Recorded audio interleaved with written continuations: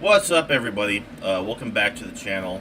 We are doing another Listens of the Month for October, and the Spotify Wrapped is coming very soon.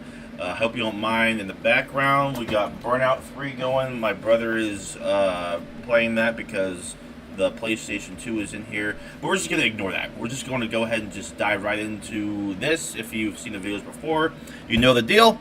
So, let's make myself smaller here and get this started. Alright, we're starting off the month with Mastodon's Cold Dark Place EP. Absolutely love this EP. It came out right after Emperor of Sand, and it's very much low-key and very soft, gentle material. Absolutely love it. Every song on here is great. Blue Walsh is fantastic. I love Toe to Toes. Really just depressing and like emotive. If you haven't heard it yet, what the frick are you doing? Next up, Slipknot's The End So Far. This was when it was still brand new, obviously, and I listened to this on the way up to help a friend move. And it's, I still kind of maintain it's their weakest album, but this is just me familiarizing myself with it a bit more. And up next is Exodus with Pleasures of the Flesh. I didn't really get much out of this album. It's not that it's bad. It's just pretty much the definition of a sophomore slump, if you ask me. And after that, we're gonna get a lot of this because this is October, and it was just a freaking crazy month. Parties, and it was Aftershock, and I was just listening to a whole bunch of music from artists that were going to be at Aftershock that I just wanted to just familiarize myself with a bit more. And in general, Bring Me Horizon was one of them. This is, if there is, what the frick is it called? What is it called? What is it called? Tell me. There is a heaven. You took too long. There's a, there's a hell. Believe me, I've seen it. There's a heaven. Let's keep it a secret. Yeah, they didn't know how to like shorten the title of their album, I guess. But regardless, this is a really good release. Very solid metalcore. Very epic. It was still more softening of their sound, but not a bad album at all. After that is See You Space Cowboy, Songs for the Firing Squad. This is a collection of like their earliest material into one release, if I remember correctly. And holy shit balls, dude. This goes so unbelievably hard. It's so zany and quirky and insane and crushing and pummeling. It's really hard to describe. I saw these guys live at Swanfest earlier in April, and they crushed it. It's really these guys are remarkable. And after that, we got Kublai Khan. I can never pronounce this band's name correctly. Balancing Survival and Happiness. Each release of these guys just keeps getting better and better. I'm going through the discography still, and this one absolutely crushes, obviously. It goes super hard. Don't sleep on them. Listen to them. After that, we got classic Black Sabbath, Sabotage. First time listening to all the way through. And these, pretty much all of these, except for Mastodon, Slipknot, were first time listens for me. Yeah, Sabotage is really, really good.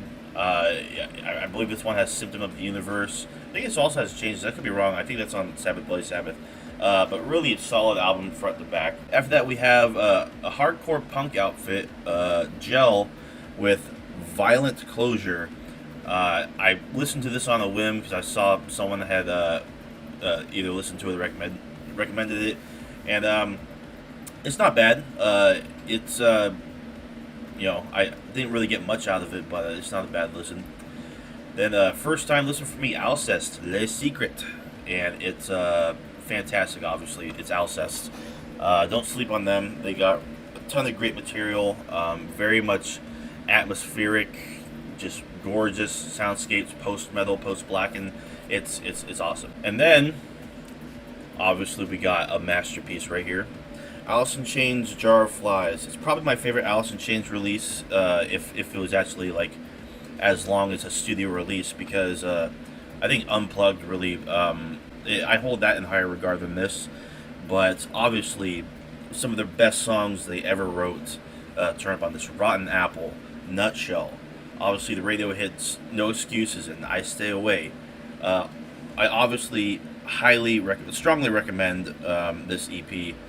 If you haven't listened to it, then really, like, what are you doing? I should also mention I listened to the end so far multiple times in October, to get more of a feel for it, and yeah. Next up, Bring Me the Horizon, Sempiternal. This album's awesome. I love this album. It's really good front to back, very solid. In my opinion, it's the last truly great Bring Me the Horizon release. But we'll see. Their newest EP was really good. This one's obviously just fantastic. Obviously, Can You Feel My Heart, Go to Hell for Heaven's Sake, Sleepwalking, the absolute banger of all bangers, Shadow Moses. My God, I lost my collective shit when they dropped it at Aftershock, and I was in the back the whole time, but like I had to go to the front where the bathroom was, and when that song dropped, it's pit time. It's time to throw the down. After that, Chevelle's newest album, Neuratius, or Neuratius. I have no idea how to pronounce it. You're not going to get me to pronounce it correctly on this video. It's a really solid album. It's not my favorite, but it's conceptually consistent, and it's this tracks on it. I still need to re-listen to it. Then we have Ecstasy. This is his newest release, Misery, and it's not as good as his other EP, but it's still really solid, really lo-fi indie and depressive. Definitely worth a listen. After that, we got Zeal and Ardor, Wake of a Nation. This is an EP they put out in 2020. It was basically like a reaction to the civil rights protests and the uprising, given the fallout of the George Floyd murder and the reaction of all the fascists in America, and Trump cracking down on protests and all the police brutality that was going on. The countless examples of that. Really solid EP, very good front to back, and definitely worth a listen. After that, we have Carnival, their very first EP, self-titled EP. I do not recommend this one. It's very rough. It doesn't really sound like anything they would go on to do later in the career. It's very much more of a demo than anything. Yeah. After that, we got their follow-up release a few years later, their EP Persona. This is very much more polished and focused, and it's actually a really good release, and it's a sign of where they were going at the time. It's very much new metal. It was released in 2001, but yeah. Moving on from there, we have Spiritbox, the singles collection. Very good batch of songs. That's not the singles collection. That's the first EP.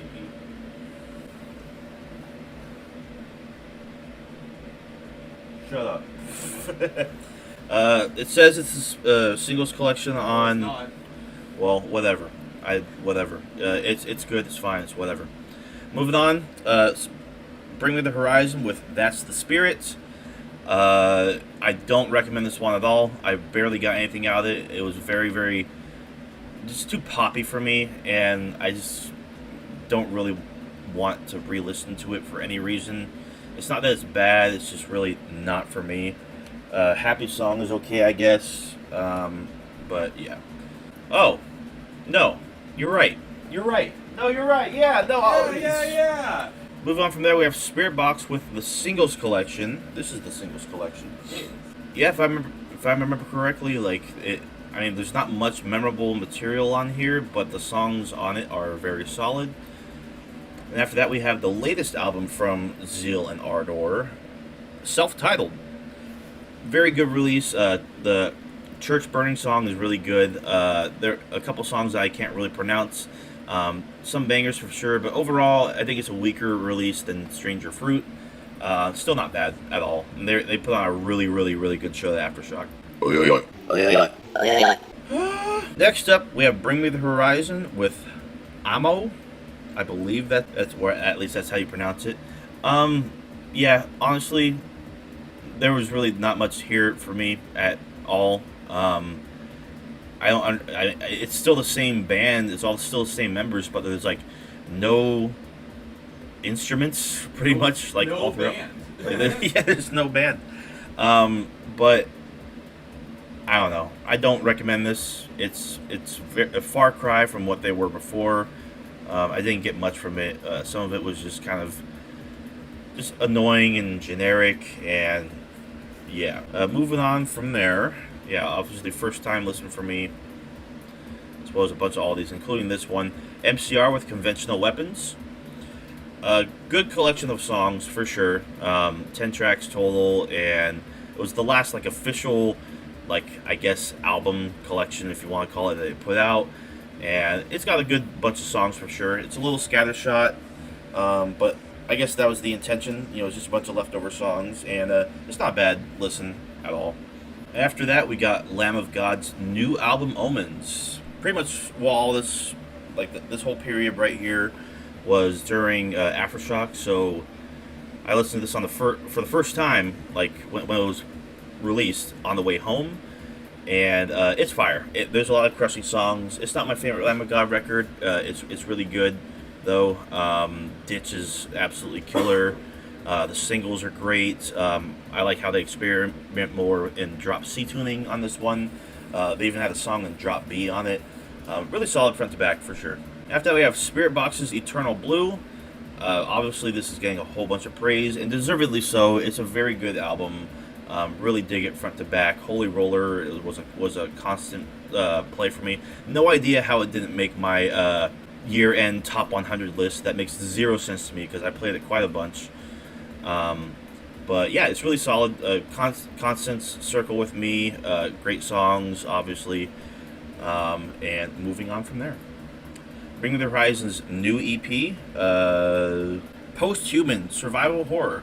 We're actually getting some metal back, and this one's very energetic. It's got some heavy moments.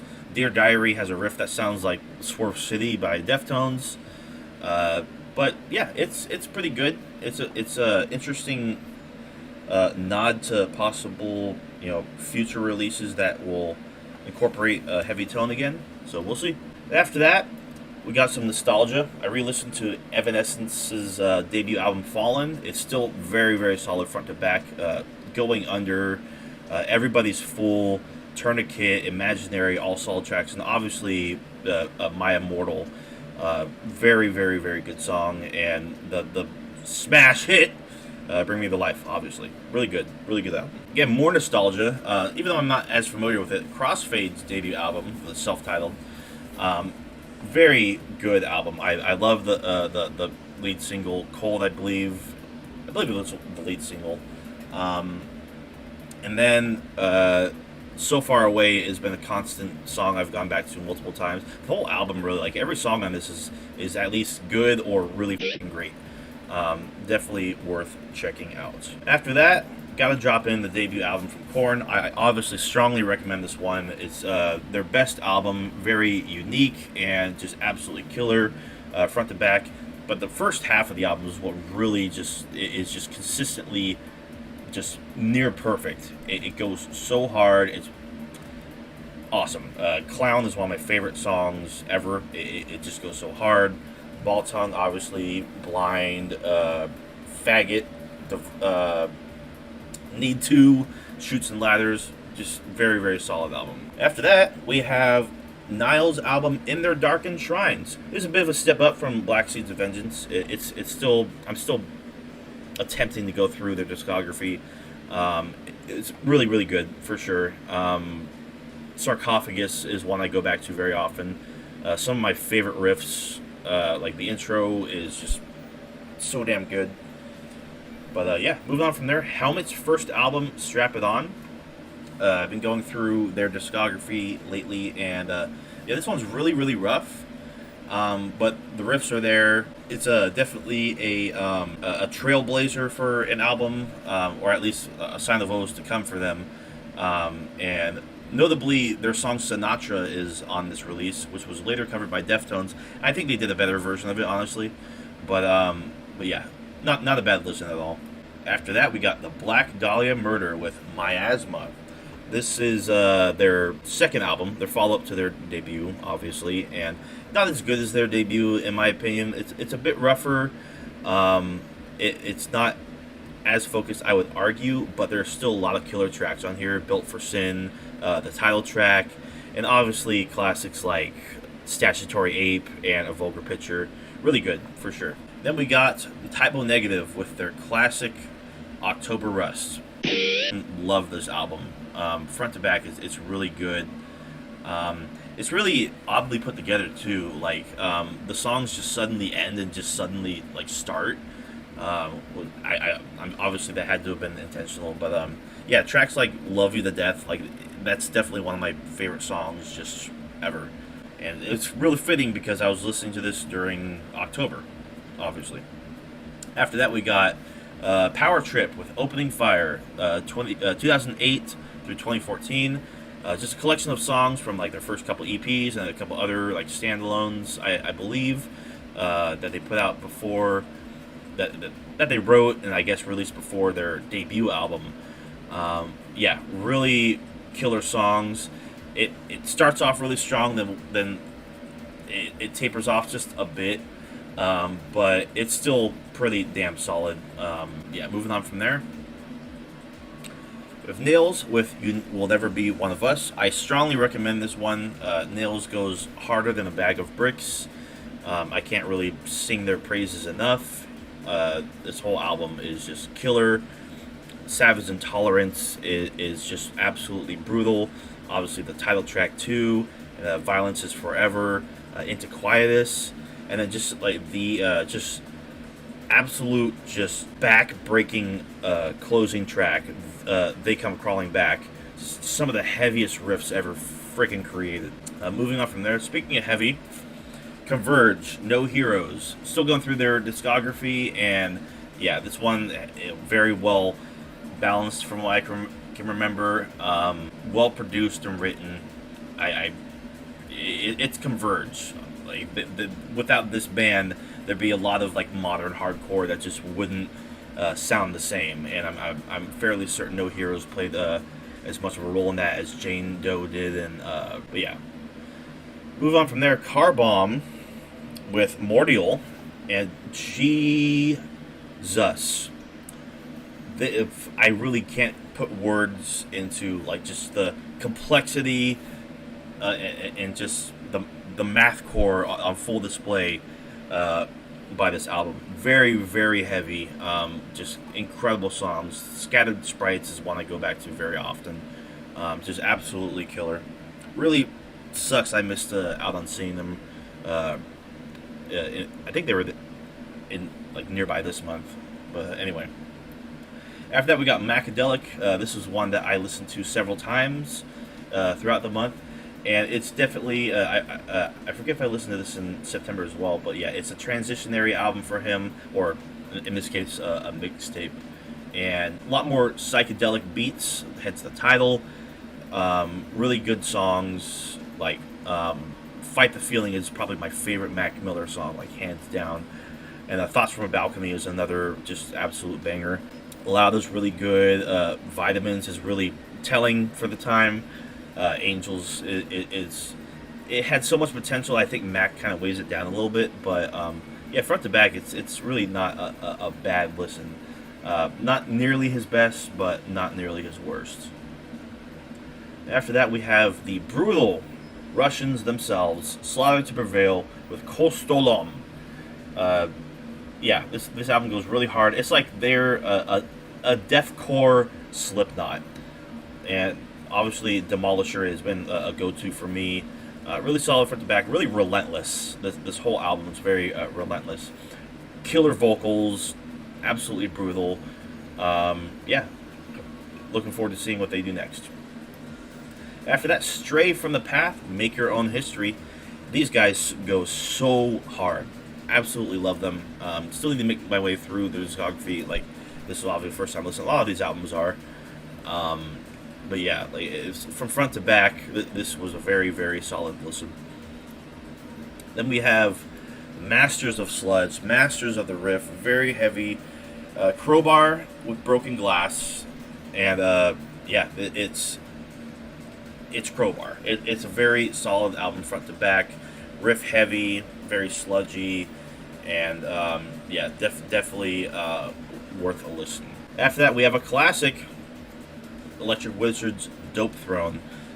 Yeah, very crushing production, very abrasive. I go back to Funeropolis very often.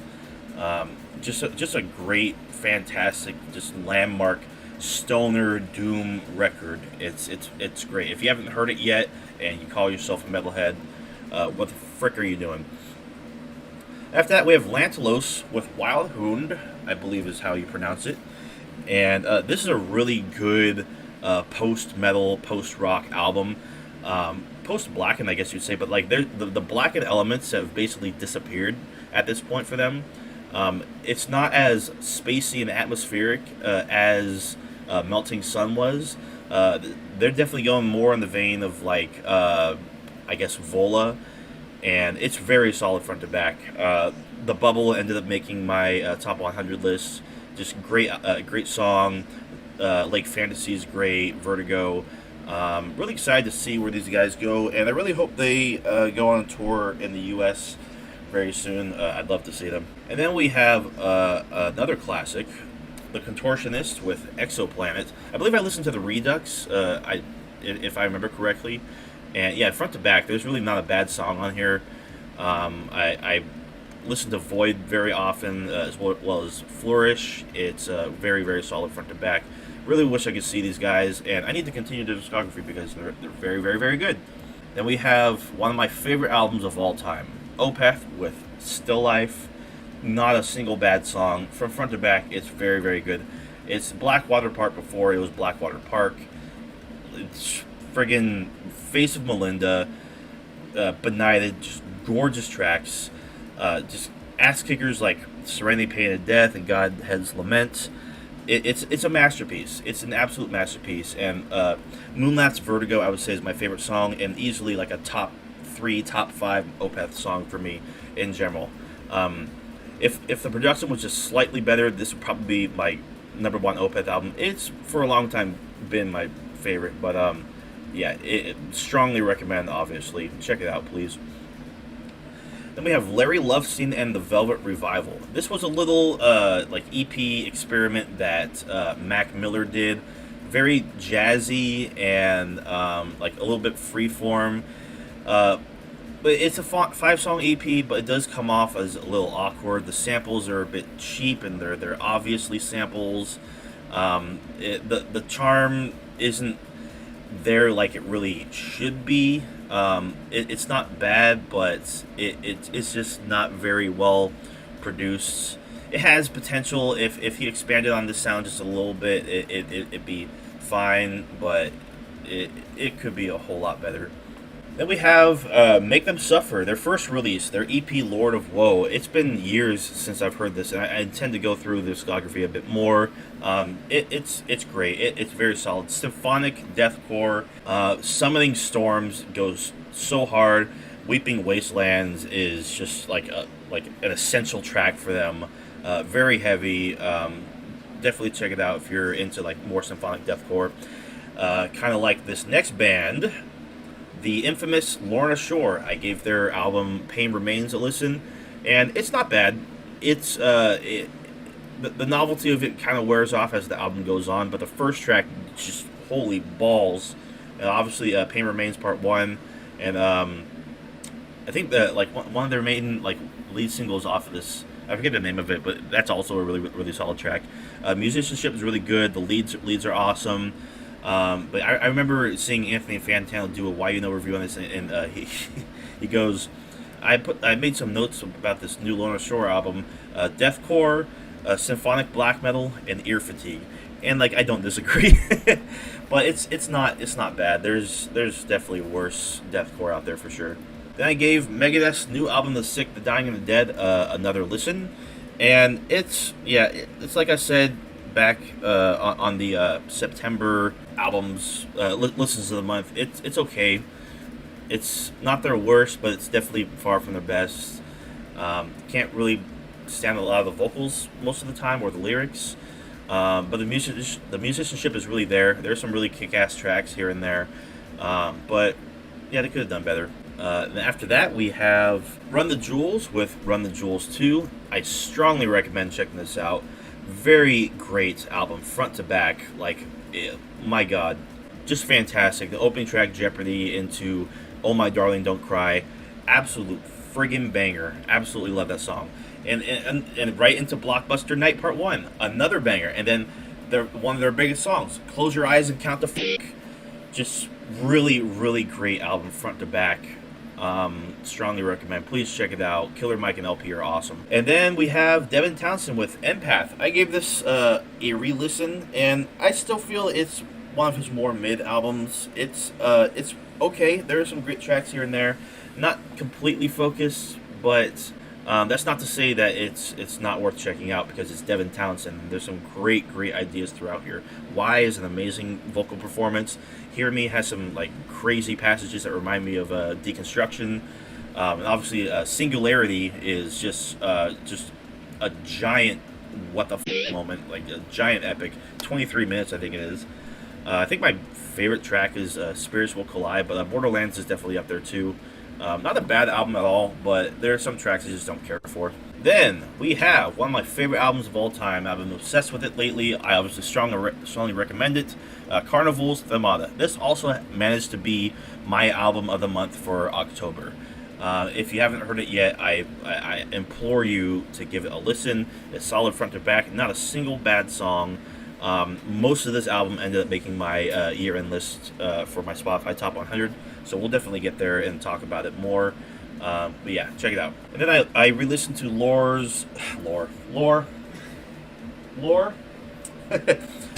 I re-listened to Loathes and their album I Let It In, and It Took Everything, and it's so damn good front to back. It's a good balance of very light alt rock, alt metal passages with just crushing, brutal metalcore, hardcore beatdown moments, great breakdowns, heavy grooves, absolutely crushing. A couple songs off of this made my year-end list, and just a couple weeks ago, went and saw them play this entire album front to back, and it was absolutely gratifying. Since I saw them a couple weeks ago, I've been listening to Screaming a whole hell of a lot.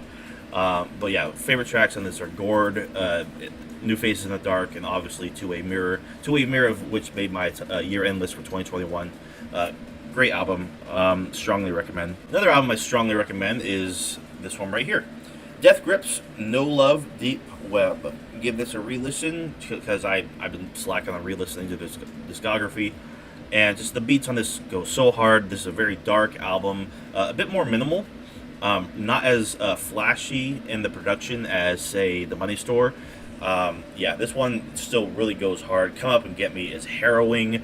No Love is just absolutely killer. And obviously tracks like Whammy and Stockton and Hunger Games, just absolutely awesome. Black Dice is another one too. I swear if you talk again, I'll remove your fingers. Yeah, it's Death Grips. It's fantastic, and there's also a penis on the cover, so that's also pretty awesome. After that, another album I strongly recommend. I re-listened to Ison's Andromeda Skyline just as of a couple of days ago, even though this was back in October and now it's December. Their entire discography is on Spotify, and I couldn't be happier. I'm very, very, very happy. If you haven't heard this yet, what are you doing? It's a beautiful album. The production is just glimmering and just amazing. Check out, at least check out Portals and Nebula. Those are my favorite songs off of this. It's so damn good. After that, I checked out Veil of Maya's The Common Man's Collapse. This is a early album in their career. Pretty essential when it comes to metalcore. And I remember really liking it a lot. There were a lot of great songs, really solid front to back, flowed very well, and yeah, not bad at all. After that, we got Audio Slave's first self-titled album, and it's really, really, really good. I used to own this on CD. I probably still do somewhere. It's absolutely fantastic. It's Rage Against the Machine, but Chris Cornell on vocals. Absolutely love this album. Cochise, obviously Like a Stone are essential tracks. Gasoline goes really hard. Set It Off, Shadow on the Sun. But Show Me How to Live has to be my favorite track. It just absolutely awesome album. And I think just recently, not in October, but I think in November, this album celebrated its 20th birthday. So happy birthday to this wonderful album. Then we have UKF Drum and Bass 2016. Just still going through these compilations, and this one was really solid. I ended up adding a lot more to my dance playlists than previous compilations. Still lengthy, of course, but there are a lot of solid tracks on it. And then we have Mac Miller with Watching Movies with the Sound Off. And just like Macadelic, as well as the first two Carnival demo EP releases, Anthem of God's Omens, if I didn't mention that already, I listened to this one more than once in October, and for good reason too. This album's really, really good. It's easily one of his best. I'd probably say like top 4, top 3. The Star Room is absolutely amazing. Red Dot Music goes really hard.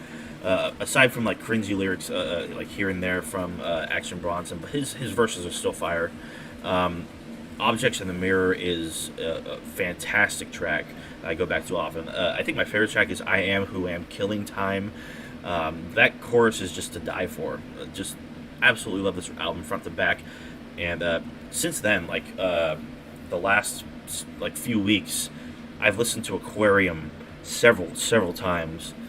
Yeah, this album is just chock full of great songs. Bird Call, Avian, I'm Not Real. Just very, very, very solid.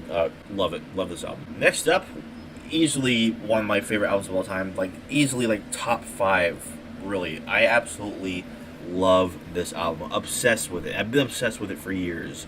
Palms, self-titled. This is 3/5 of ISIS with Chino Moreno on vocals, and I absolutely love the shit out of this record. Mission Sunset and Future Warrior are a couple of my favorite songs of all time. Not a bad song on this album. It's very much a shoegaze album to end all shoegaze album. Very loud, like it's post rock, and it's got a beach aesthetic to the sound. I mean, there's a song on here called Tropics, and there's a song called Patagonia. If you don't know what Patagonia is, look it up on a map. Just gorgeous, beautiful album, like front to back. It's also worth checking out Shortwave Radio, but the live version of it, where they bring Adam Jones himself from Tool as a guest guitarist on it. It's really, really, really good. I really hope they come back and release more music because, oh my God, we need more. I can go on and on about this album, but yeah, strongly recommend. Also strongly recommend this gorgeous album, Ghosts, from the Devin Townsend project. This is a very light, peaceful, not so much ambient piece as it is like chill out, but it's just breathtaking how gorgeous the soundscapes are on this album, front to back. As You Were, Fly, Feather, Kauai, the title track, Blueberry, just fantastic. I absolutely love going back. Blackberry, I'm sorry. Rob Tomlin, yeah, strongly recommend. Then we have a classic that celebrated a birthday this month in October, I believe. Linkin Park's Hybrid Theory. It's still a masterpiece. Every single song goes hard. They're really, really good. Pretty much like everything on here could have been a single. If you haven't heard this yet, then you're really doing yourself a disservice. Like, see what the buzz is about. Obviously, they deserve all the praise they got and still get to this day. Yeah, like, really no words can describe it. And then revisited one of my favorite albums just ever, really. 30 Seconds to Mars' debut back in 2002. This is a really, really good, solid alt-rock, alt-metal album. It's got like a great production to it. Great just tone, like loud guitars. It's just really surprising given how much they've changed over the years, regretfully. But yeah, I love revisiting this album. Beulah for Mary, it's probably my favorite track, but Fallen is just amazing. Oblivion as well. Edge of the Earth, which I believe was a single. The opening song, Capricorn, which had its own video, just awesome. Echelon, honestly, is probably the best track on here, arguably. But Welcome to the Universe as well. I can go on and on. It's very, very, very solid. It's not the best thing you'll ever hear, but for the time, it really fit in well. It really should have. It should get more attention than like than it ever has, honestly. Even Maynard, I think Maynard James Keenan plays does guest vocals on the track "Fallen," and I believe they were recording this while he was there doing something. He might have been doing 13 Step at the time. I forget what the context is, but yeah, this is back when 30 Seconds to Mars was really just like an actual straight up rock band. Moving on from there, we have Rush and their first live album, All the World's a Stage. I remember back when I first got into Rush when I was like 11 or 12, and I asked for Rush albums for Christmas. I ended up getting this and 2112, and even though I was largely unfamiliar with all the songs compared to what's played on the radio, this has easily become one of my favorite live albums just ever. Like from front to back, it's so solid. I prefer the version of Anthem on this, as well as By Tor and the Snow Dog. It's absolutely awesome album. It's really, it just rocks. Like the sound is great. The performance is stellar. Lakeside Park is another track that I think just really, really stands out. Worth checking out if you're into Rush like clearly at all. And then we have Immortal with Sons of Northern Darkness. This is an essential black metal listen. It's got a real edge to it. Great songs, great riffs. I remember listening listening to this album with for the first time with a couple buddies back in like late high school, I think, in one of their cars, and just getting stoned as hell. And they had this album going, and I remember thinking, because I was just completely blazed, thinking that this album is too heavy. It's just too heavy for me. I could barely like comprehend it at the time. But yeah, pretty essential release, like in general. And then I decided to go back and re-listen to Lulu, even though it just had a birthday in November. Yeah, I remember this was only the second time I've ever listened to it, because I hadn't listened to it since like 2017, and just laughing at how bad the vocals are. I do not recommend this album. It's laughably black. It's laughably bad, at least in the first few tracks, and then like as more of the experimentation goes on, it is a lengthy album. As it goes on narratively, it is a very it's a disturbing album, and it's also compelling in a way, but like overall it's just it had way more potential than it actually the final product ended up being. But yeah, the biggest WTF album of all time, arguably. I mean, probably not the biggest, but it's definitely up there. Then we have Kublai Khan with New Strength.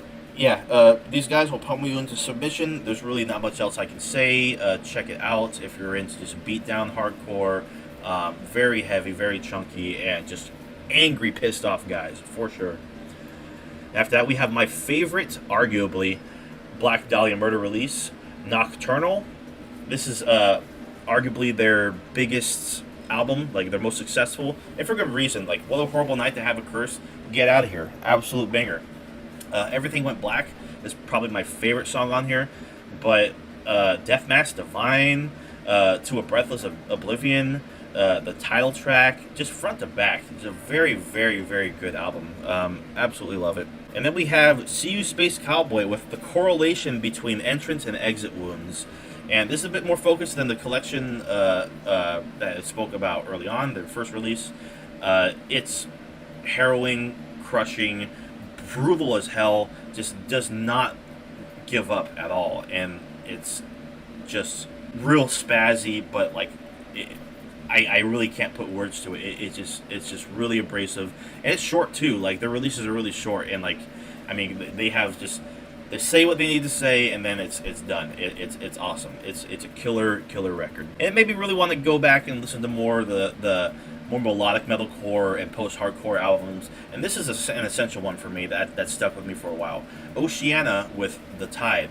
This is their first album. I still need to listen to their second album, which I never bothered with because they didn't last long as a band. But I discovered this album completely by accident. It was my middle brother who brought home a CD that he found on the side of the road. It was a mixed CD. Well, it was a blank CD, but it had written on it Oceana, The Tide. And even though it was scratched up a little bit, so a couple songs skipped, it stuck with me. And it's on streaming platforms, obviously. It's a really solid album front to back. Really post-hardcore, great riffs, great songs. The title track, the Accountable, Mindless, The Portrait, Hello Astronaut. It just really solid tracks. Really love it. And after that, we have the debut album from A Skylit Drive, Wires and the Concept of Breathing. Holy shit, from front to back, like, this is a really great album. Absolutely love it. It stuck with me for years and years. They're from my neck of the woods too. It really sucks that, you know, the drama between the band prevented a reunion tour for this album. Regardless, great songs. Wires and the Concept of Breathing, obviously. Eros and Dysnomia, I think. Dysnomia, something like that. Whatever that other moon of Pluto is. I'm Not a Thief, I'm a Treasure Hunter, and obviously All It Takes for Dreams Come True. Just so many great songs on this. I don't think there's really a bad one, like, at all. Moving on from there, we have another essential. We Came as Romans and their debut album, To Plant a Seed. Just like The Scarlet Drive, this album has no bad tracks at all. In fact, most of them are really, like, unfairly ignored, because, like, my favorite track that I've loved going back to for a long time is the title track, To Plant a Seed. Really great, really solid, epic vocals, just like the Scarlet Drive album. Really killer. And then we have the Black Dahlia Murder with Deflorate. A bit of a step down from Nocturnal, not as solid, but Necropolis ended up making my top 100 list, but no other friggin' Black Dahlia Murder song did. Like, how the hell did Unstirring Seas of Salted Blood from Ritual not make it? Anyway, Black Valor is another killer track on here. Yeah, I Will Return is obviously really good.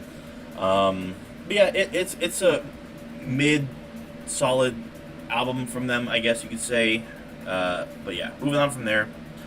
Absolute classic right here, Deftones with Around the Fur. I believe this celebrated a birthday in October. Yeah, it would celebrate its 25th birthday. So I figured, hey, let's listen to it again, because I freaking love this record. I obviously strongly recommend it. If you haven't heard it yet, what the actual hell are you doing? I also strongly recommend Wires and the Concept of Breathing, by the way. Yeah, Be Quiet and Drive is, like, if not my favorite, then my second favorite song of all time. Hands down, no cap, not even kidding. My Own Summer Shove It is a song I obviously go back to very often. Head Up goes harder than a truck crashing into a brick wall. I could go on and on about this album, but I'm not going to. Then we have Carnival with Sound Awake. I gave this a re-listen, and it's still really solid to me. Love Goliath. Set Fire to the Hive is fire. Really lengthy album, but yeah, Dead Man's another great track as well. The Cow of the Lore is awesome. This is when they really got, like, proggy, and yeah, if you're into prog, this is pretty much an essential album. Speaking of prog, we have Mastodon and their latest release, Hushed and Grim. It celebrated its first birthday in October, hence why I re-listened to it, and it's still really good. It's among my favorite Mastodon albums. Some of my favorite Mastodon songs end up on here. More Than I Can Chew, Pain with an Anchor, Had It All, my goodness gracious, and I think The Beast is easily my favorite song on here. Absolutely love that track. I love the country twang and just the progression the song goes through. The vocals from all three, Brent, Braun, and Troy, just, my goodness, this whole album easily has the best Mastodon vocals they've ever done. This is the best album they've put out since the Crack the Sky. I will fight you. It does taper off a little bit in the second half. I don't think Peace and Tranquility and Dagger hold up the momentum very well. It's not that they're bad tracks, especially Peace and Tranquility, but this is a lengthy album, hence why it's their first double album. But it's chock full of great tracks, like big time. Absolutely love it. Strongly recommend. And then we have the Black Dahlia with Ritual. Like I said, on Stirring Seas of Salted Blood, my favorite Black Dahlia Murder song, and there's also the killer songs. This is probably, like, arguably their best album. Moonlight Equilibrium, A Selection Unnatural, Conspiring with the Damned. I'm probably, like, leaving out quite a few. Blood in the Ink. It's absolutely killer record, chock full of great riffs. Production is absolutely solid. Yeah, fantastic. Then we have Pussifer with Billy D and the Hall of Feathered Serpents. This is the entirety of Money Shot, front to back, played live, basically. It's so, because Money Shot is easily like one of my favorite albums of all time, and my second favorite Puscifer album. It's really nice hearing these songs basically perform live. Like I feel like live performances of songs in general make you appreciate them more, or like rediscover them, reappreciate them, and they really did these songs justice. They even put a new spin on a few of them. Like the intro of Simultaneous, that opening speech is like completely different, and it just works so damn well. Absolutely love this album. Absolutely love the original Money Shot. Absolutely fantastic. Check it out, please. After that, we got some Halloween listens. Black Tongue and their latest album, Nadir. Nadir. I'll never be able to pronounce it right. One of the heaviest things you will literally ever listen to. No joke. Strongly recommend this album. I cannot wait until they put out something new, because, I mean, it's really hard to, because how do you top this? How do you top an album as dark and crushing and heavy as this one? Just the intro track alone, The Eternal Return to Ruin. Like, it's just a 1, 2, 3 punch. And, like, the lyrics are, like, just really conceptually consistent. But yeah, the first 3 tracks, Eternal Return to Ruin, into the Cathedral, into Second Death, and then just a Black Fawn Temple, just a little breather, dark, like, lyrics that are just, like, realistically, metaphysically true. It's just really a dark, harrowing, relenting album. And then Ultimate Nakat after that. Their cover of Celtic Frost's A Dying God Coming into Human Flesh, I go back to that one often as well. Fantastic album, please check it out. Then we have Carnival with Asymmetry. Just like Sound Awake, I listened to this in September as well. Arguably their weakest. I already touched on this in September, not going to go over much here, but Eidolon made my year-end list easily. Really solid album front to back. And last album of October, Acid Witch and their debut album Witch Tannic Hallucinations. But this is an essential stoner sludge classic. Like, if you haven't heard this yet, you're missing out. Very Halloween themed, basic guitar playing, but really just chunky, heavy riffs. Swamp Spells and The Black Witch are easily my favorite songs on here. But there's really, like, no bad material here whatsoever. It's consistently groovy, heavy. The synthesizer organ keys are a great touch. The watery guitar effects here and there are solid. Yeah, very, very, very good album. Love going back to it around Halloween time. And yeah, that is it for October. Look at that. We made it to the end. 80 albums in total. Now, if y'all enjoyed this, be sure to give it a like. Be sure to subscribe if you haven't. What do you think of these albums? Anything here that you like in particular, that you love, that you hate? Let me know down in the comments. Hit the bell for notifications so you don't miss a video. I got more on the way. Obviously, I gotta go through the Spotify Wrapped and just discuss that obsessively, because that's what I like to do sometimes when it comes to music in general, because it's what keeps me going, and if it does keep you going as well, then I think we're going to be friends. So stay tuned for the next video, or don't. It just doesn't matter as long as you enjoy.